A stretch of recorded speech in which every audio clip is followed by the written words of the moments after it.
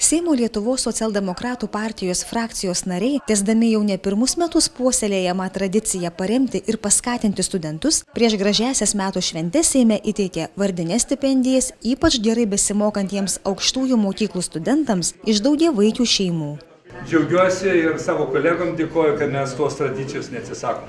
Kad kiekvienais metais mes bandom surasti laiko su jumis susitikti ir jūs įvertinti už tai, kad jūs esat lyderiai. Aš norėčiau tikrai palinkėti jums sėkmės, kad tie tikslai, tos turimos jūsų idėjos virstų realybę.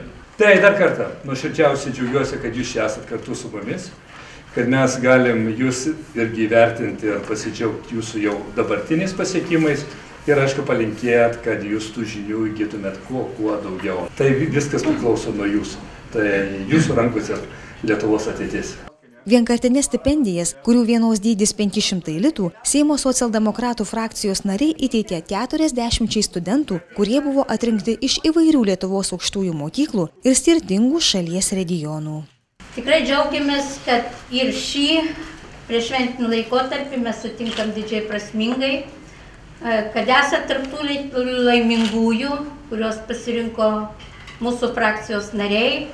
Rinkosi savarankiškai, bet labai atsakingai ir dėmesingai, todėl kad nepeita nei viena aukštoji mokykla, atstovaujami yra visi regionai. Mes manom, kad investuojam į jūsų ateitį, į jūsų paskatinimą už tuos rezultatus, kurių jūs esate pasiekę, neskiriam ne šiaip už simpatišką jauną žmogų, gerai atrodantį, bet ir jo pastangas ir norim, kad tos pastangos tikrai būtų vainikuotos dar didesnė sėkme, kad tas mokymasis, jūsų darbas teiktų jums gyvenimo prasmę.